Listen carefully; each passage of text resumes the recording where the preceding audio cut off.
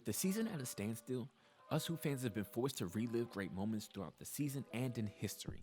Some of you have been reminiscing of greats like Brandon Roy and Tracy McGrady, while others watched The Last Dance and compared the GOAT status of Michael Jordan and LeBron James.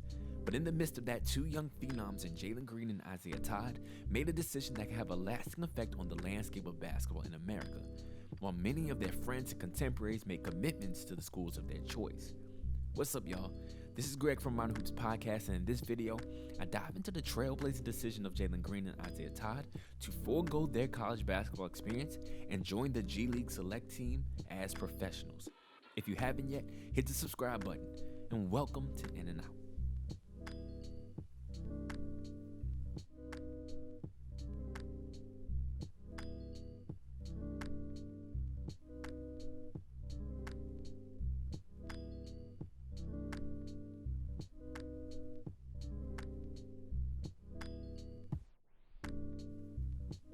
There have always been premier athletes who chose to bypass the college experience. And for those who are too young to know, the option to come straight out of high school used to be just that, an option for anyone who believed that their talent was NBA ready. It's been a mixed bag from proclaimed busts to all-time greats. However, the quote-unquote one and done rule has been in place since the 2006 NBA draft.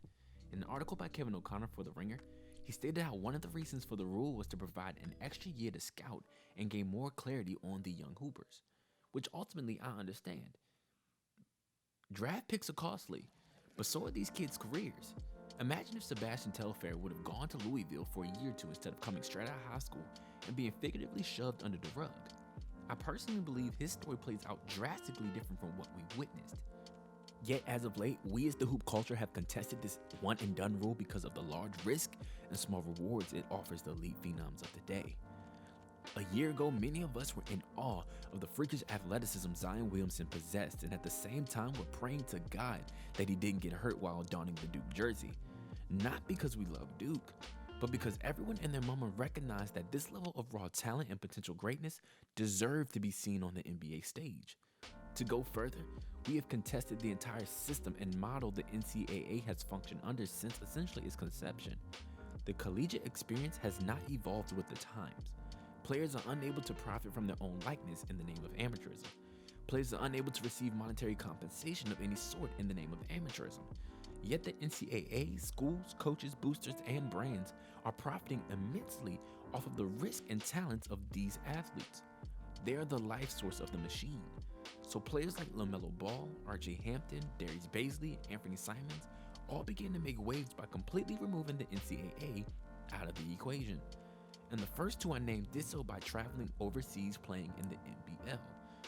And because of the talents they were, we flocked to watch any footage Ball is Life, ESPN, Bleacher Report, Overtime, or any other medium could hand us, which must have been eye-opening to the NCAA and the NBA. Think about it. Two of our very own American-born athletes who hooped in our high school gyms on our AAU circuits were developing and succeeding, and we had nothing to do with it, which raised a damning realization. Our system is broken. The days of hoopers blindly committing to a school are long gone. Instead, kids are seeking alternatives and doing what's in their best interest, which leads us to now.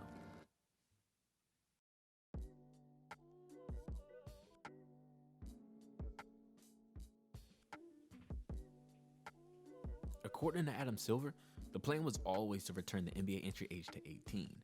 Yet that didn't completely solve the problem. The risks for the elite prospects were still very steep. Based on the rules and regulations before, once a kid signs an agent, he's forfeited his chance to go to college. And simply allowing high school seniors in the draft doesn't properly prepare them for the competition nor the lifestyle that comes with being an NBA player. But it also puts NBA teams back in this weird game, playing with an elevated level of risk due to the fact that scouts would be once again working to come to conclusions on players with limited film against quality competition, which is why the NBA seems to have designed an alternative that can not only attract elite prospects who are not looking for the college basketball experience, but also give NBA teams the information they need while keeping them all in the States. ESPN's number 1 overall recruit Jalen Green and number 13 Isaiah Todd, who was initially committed to Michigan, agreed to join a brand new program that will surround them with veteran players, NBA level coaches, scouts, and trainers to get them NBA ready while remaining eligible for their draft class. Despite not having official details on contracts, it is believed Green will make in the range of $500,000. In an article from 24/7 Sports, G League Commissioner Sharif Abdul-Rahim stated that this team won't play more than 25 games despite the NBA-affiliated teams playing 50. This is a great look. With the opportunity to not only be compensated for their skill, they get to learn what Abdul-Rahim stated as everything from on-court training to classroom work to learn NBA game and NBA terminology.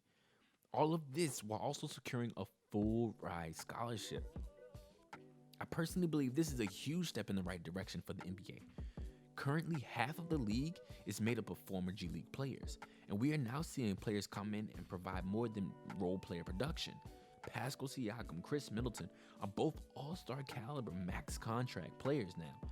The G League is more than a secondary league, and has been overhauled and trending upwards for what I would say in the last 3 to 5 years.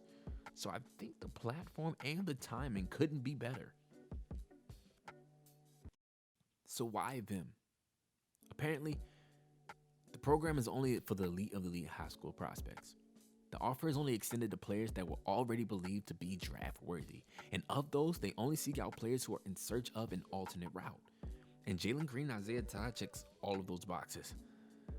As for Green, the 6'5" guard out of prolific prep has been atop of numerous 2021 draft boards for some time, and it's deserved. His high school career, including his AAU experience, is top-notch.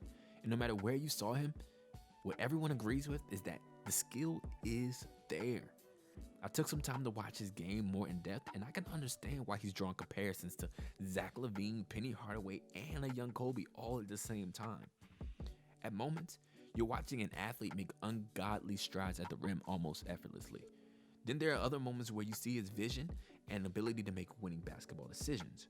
And at the helm of it all is this hunger to annihilate anyone who steps in front of him. He could be a name we say for a long time.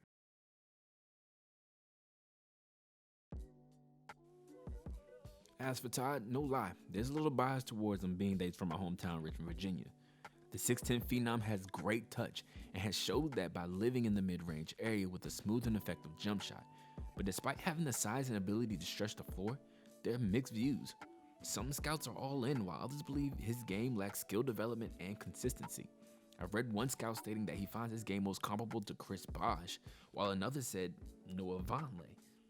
After watching him with Word of God, I can understand the reservations, but not to that degree. With refinement in his handle, improvement of his footwork, and of course putting on that NBA-sized body, he could be a strong contributor for a team in the future. And I don't put it past him to be an all-star.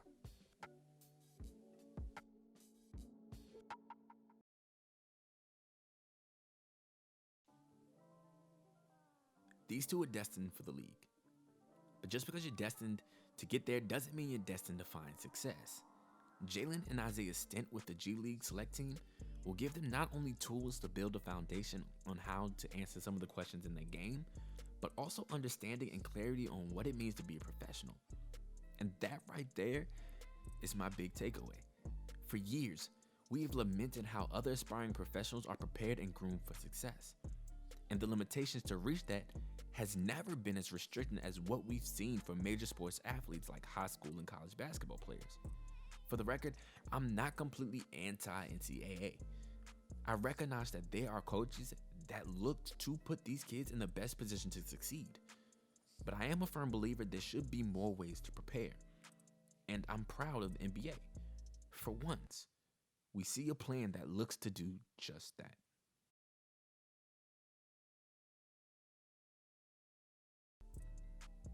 Alright y'all, that's it for this video. Like always, please leave a like and share with another hoophead if you enjoyed it. And hit that subscribe and bell button to be updated anytime we drop anything new. We appreciate all the love and support. We're going to continue to drop videos like these more consistently. And oh yeah, comment below. Who do you believe will be a great fit for this program and why? As always, eat, sleep, breathe the game. We love you, and I'm out.